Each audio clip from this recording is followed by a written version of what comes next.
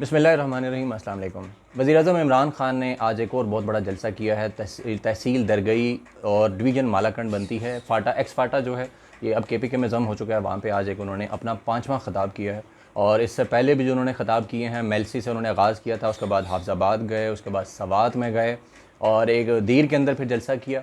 और हर जलसे के अंदर उनकी एक टोन जो थी वो सबको नज़र आ रहा था कि बहुत जारहाना होती जा रही है, कि वो जो मौजूदा सूरत हाल में इमरान खान के ख़िलाफ़ अदम एतमाद पेश की गई है, उसके पीछे जो भी मुहर्रिकात हैं, जो भी इंटरनेशनल और नेशनल लेवल पर उनके ख़िलाफ़ साजिश हो रही है, वो उसके सामने हारेंगे नहीं। अपोजिशन ने उनके बंदे तक तोड़ लिए, पैसा दे के ख़रीद लिए और ज़मीर उनके जगा दिए। और अब इस वक्त सिचुएशन ये लगती है कि इमरान खान की हुकूमत नहीं बचेगी। लेकिन इमरान खान की अगर बॉडी लैंग्वेज को देखा जाए, उनकी बातों को देखा जाए, उनके अज़म को देखा जाए, तो यूँ लगता है कि इमरान खान की हुकूमत कहीं नहीं जा रही। और उन्होंने अपनी तकरीरों में भी इस बात का इजहार किया है।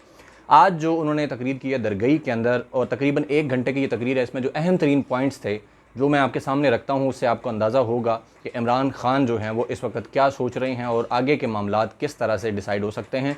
और एक दो और पॉइंट इंपॉर्टेंट है, वो मैं अलग वीडियो में आपके सामने रखूँगा। उसके ऊपर भी बहुत ज़्यादा डिस्कशन हो रही है कि इमरान खान की हुकूमत को गिराने के पीछे शायद वो वजूहात हैं जो कि इस मुल्क में ताकतवर हल्के कहे जाते हैं, कि शायद उनके साथ मामलात ख़राब हैं।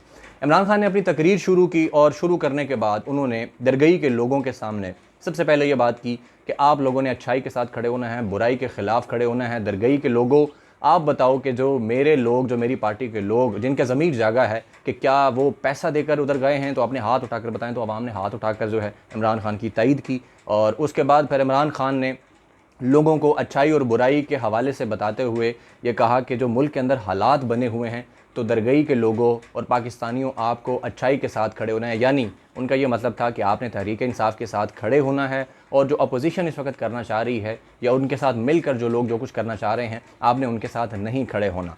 फिर इमरान खान ने जो नेशनल पॉलिसी है पाकिस्तान की, जो खारजा पॉलिसी है, उसके ऊपर बात करते हुए कहा कि मैंने अमेरिका को एब्सोल्युटली नॉट कहा। कि जब मुझसे पूछा गया था कि क्या आप अमेरिका को अफ़गानिस्तान में ऑपरेशन करने के लिए अड्डे देंगे, तो मैंने उस पर कहा कि एब्सोल्युटली नॉट।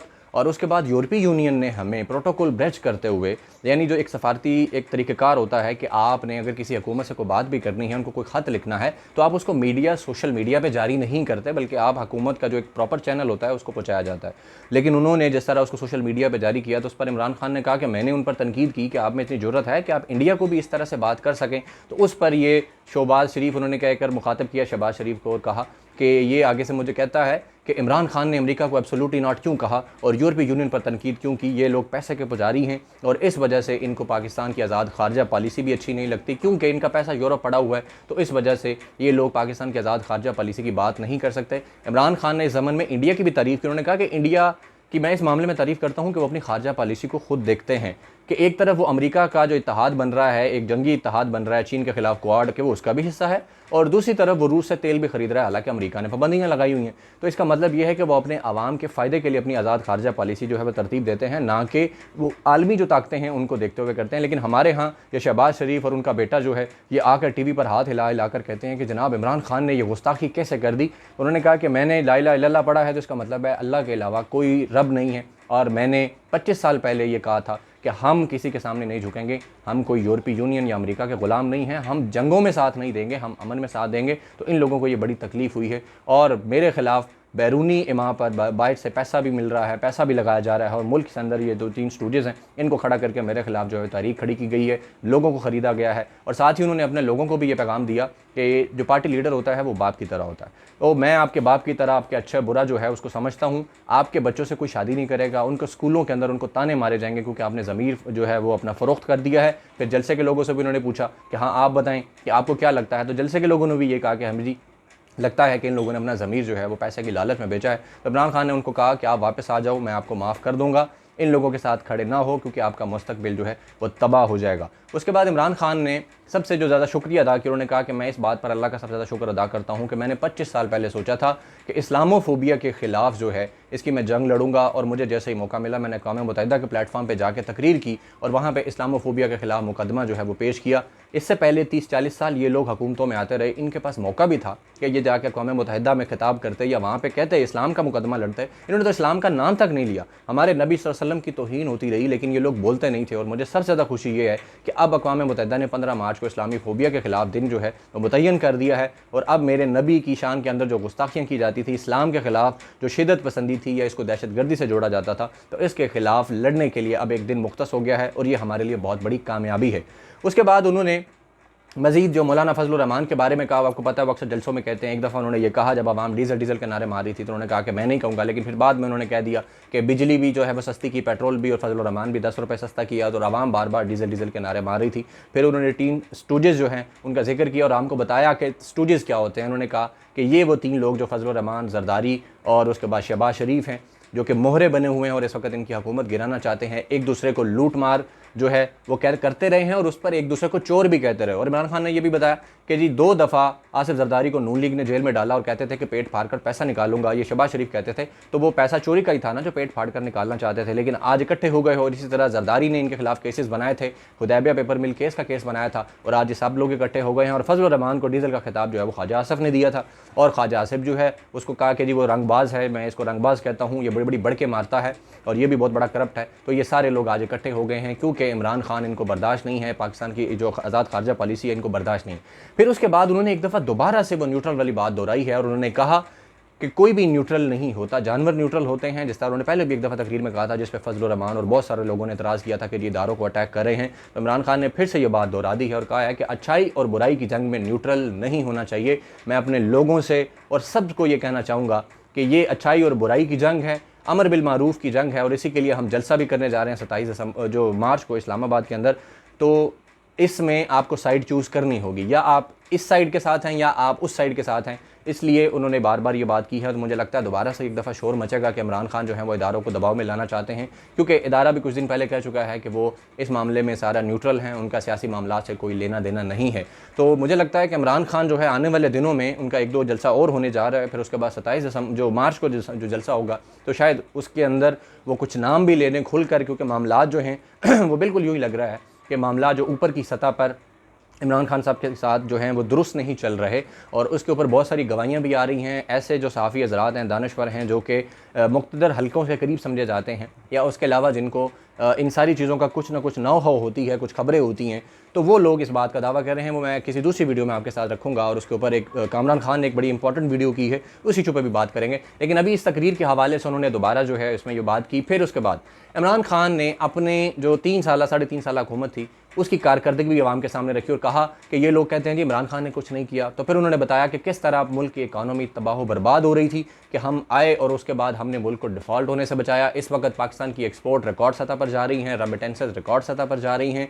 पाकिस्तान की लार्ज स्केल मैन्युफैक्चरिंग जो इंडस्ट्रीज़ हैं, यानी ये बड़ी बड़ी जो फैक्ट्रियाँ हैं, उसमें हर तरह की फैक्ट्रियाँ आती हैं, उनमें रिकॉर्ड ग्रोथ हुई है, यानी 28% के करीब उनमें ग्रोथ हुई है, इन्वेस्टमेंट आ रही है। फिर उसके बाद पाकिस्तान की IT एक्सपोर्ट जिस तरह बढ़ रही हैं। फिर अभी उन्होंने एक और बहुत बड़ी खुशखबरी थी कि रेकोडक का मामला आज से तकरीबन 11 साल पहले इफ्तिखार मोहम्मद चौधरी जो चीफ जस्टिस थे उन्होंने नोटिस लिया था जब आसिफ अली जरदारी ने मुआहदा किया था एक कंपनी के साथ, और उसके बाद वो मुआहदा जो है उसको इफ्तिखार चौधरी ने कैंसिल कराया। तो पाकिस्तान को $10 अरब से $12 अरब का तकरीबन जुर्माना हुआ, यानी $6 अरब जुर्माना था और बाकी उस पर सूद लगा था। अब वो हुकूमत की 3.5 साल की कोशिशों के बाद आज दोबारा से मुआहदा हुआ है कि वो कंपनी जो है वो अब पाकिस्तान को पहले से ज़्यादा यानी 50% के करीब शेयर देगी। उसके बाद $10 अरब की इन्वेस्टमेंट करेगी जिससे हज़ारों नौकरियां पैदा होंगी, और फिर वो $10-12 अरब का जो जुर्माना था वो भी ख़त्म हुआ। फिर इमरान खान ने बताया कि रेंटल पावर एक पाकिस्तान का मुआहदा था जो कि पीपल्स पार्टी दौर में हुआ था तुर्की की एक कंपनी के साथ, कारके के साथ, तो उसके अंदर भी कुछ मामलात ऐसे हुए थे जिसके बाद पाकिस्तान को 200 अरब रुपए का जुर्माना हुआ था, और वो भी मैंने तैयब उर्दवान से बात करके, तुर्की के सदर से बात करके उस जुर्माने को भी माफ़ करवाया। यानी पाकिस्तान का तकरीबन 2200 अरब रुपया मैंने बचवाया है, और ये कहते हैं कि मैंने इकॉनमी तबाह कर दी है। फिर कोरोना का तज़किरा किया कि 100 साल में एक दफ़ा ऐसी वबा आती है, और इस वबा के दौरान हमने जिस तरह अपने मुल्क को महंगाई से भी बचाया, मुल्क की मईशत को भी बचाया, लोगों को एहसास प्रोग्राम के तहत लोगों को 14,000 रुपये माहाना भी दे रहे हैं, बिजली के बिल माफ़ किए, टैक्सेस में कमी की, और उसके बाद लोगों के लिए जो है मज़ीद पैसा कमाने के ज़राए जो हैं वो पैदा किए। बैंक कर्ज़े दे रहे हैं सस्ते, 5 लाख रुपए तक बगैर सूद कर्ज़ा जो है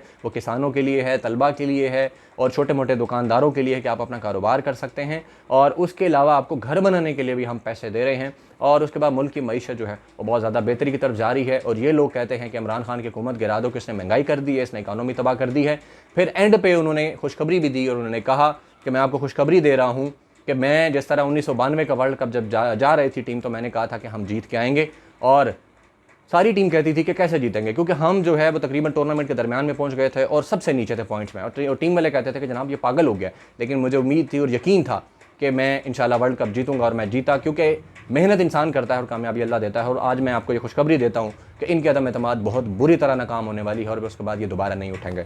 ये बहुत इंपॉर्टेंट बातें थी। इमरान खान बहुत चार्ज लग रहे हैं, उनके जो लोग हैं वो तारीख़ में अभी तक ऐसा नहीं हुआ कि इमरान खान के पीछे लोग इस तरह खड़े हों जिस तरह इस वक्त खड़े हैं। वो कारकुनान जो इमरान खान की हुकूमत के जो तर्ज था उससे मायूस हो रहे थे, या गवर्नर्स थी, या पंजाब हुकूमत के मामला से थोड़ा मायूस हो रहे थे, वो अब इस वक्त इमरान खान के पीछे डट कर खड़े हैं। आप सोशल मीडिया देखें, ट्विटर देखें, फेसबुक देखें, व्हाट्सएप देखें, और उसके अलावा जो लोटे फ़रोख्त हुए हैं, ये जो जिस तरह आवाम इनका मुहासबा कर रही है, घिराव कर रही है, आप इससे देखें कि इमरान खान के पीछे लोग किस तरह खड़े हैं। और इमरान खान का मुझे जो प्लान बी मुझे ज़ाती तौर पर लग रहा है वो ये कि अगर फ़र्ज़ करें तो एतमाद कामयाब हो भी जाती है, तो उसके बाद इमरान खान जो करेंगे इनके साथ, तो उसके लिए भी आवाम को जो है वो तैयार किया जा रहा है। और जिस तरह आवाम इनके साथ निकल रही है, तो इसी चीज़ से इस वक्त अपोजिशन को भी परेशानी है, उनके हामी मीडिया को भी परेशानी है। हाँ, एक बात याद आई, इमरान खान ने मीडिया को भी खास तौर पे कहा कि मीडिया पे पैसा लग रहा है, बाहर से पैसा लगाया जा रहा है, बाहर से 20 लोगों के ज़मीर खरीदो और उसके बाद आप कह दो कि जनाब हुकूमत जो है उस पर अदम एतमाद नहीं रहा, तो उसके ऊपर अदम एतमाद कर दो। और मीडिया को उन्होंने कहा कि आपका काम है अच्छाई के साथ खड़े होना, बुराई के साथ खड़े होना आपका काम नहीं है। आप वो हक़ाइक़ लोगों को बताएं। NHA की वेबसाइट जाके देखें कि किस तरह NHA और मुराद सईद ने जो सड़कें तामीर की, नून लीग के दौर से ज़्यादा तामीर की, और तकरीबन 24 करोड़ रुपए फ़ी किलोमीटर जो है वो उस पर कम लागत आई। यानी इन्होंने तकरीबन 1000 अरब रुपए जो है वो अपनी जो सड़कें बनाते रहे, पुल बनाते रहे, और उसमें माल कमाया है। तो मीडिया को भी उन्होंने ये बात की है। और इसके बाद अब मीडिया जो है वो यकीनन इस वक्त तत्ते तवे पे बैठा होगा, शोर मचा रहा है। सलीम साफ़ी ट्वीट्स कर रहे हैं इमरान खान की बातों को पकड़ कर, उस पर एतराज़ किया जा रहा है कि जी उसको सल्लल्लाहु अलैहि वसल्लम कहना सिखा दो, और इस तरह की बातें की जा रही हैं। खैर, अब इमरान खान का एक जलसा और इसके बाद 1 या 2 जलसे होने हैं। अब देखते हैं कि उनमें क्या सूरत हाल होती है। और उसके बाद 25 मार्च को जो है वो असम्बली का इजलास बुलाया गया है, और फिर 27 को इस्लामाबाद में डी चौक में जलसा है। उसके लिए क्या सूरत हाल बनती है वो तकरीबन हर मिनट और हर घंटे के बाद सिचुएशन बदल रही है। तो मैं इंशाल्लाह अब आपके सामने रखूँगा। बहुत अरसा मैं गायब रहा, मैं उसके लिए माज़रत चाहता हूँ। कुछ मसरूफियात थी, कुछ मसाइल थे, कुछ इशूज़ थे जिसकी वजह से मैं गायब था। अब मैं इंशाल्लाह जो रोज़ाना अपडेट्स होंगी सियासी मामलात में, मुआशी मामलात में या समाजी मामलात में, मैं आपके सामने रखूँगा। अब तक के लिए इतना ही। अपना बहुत सारा ख्याल रखिएगा। अल्लाह हाफ़िज़।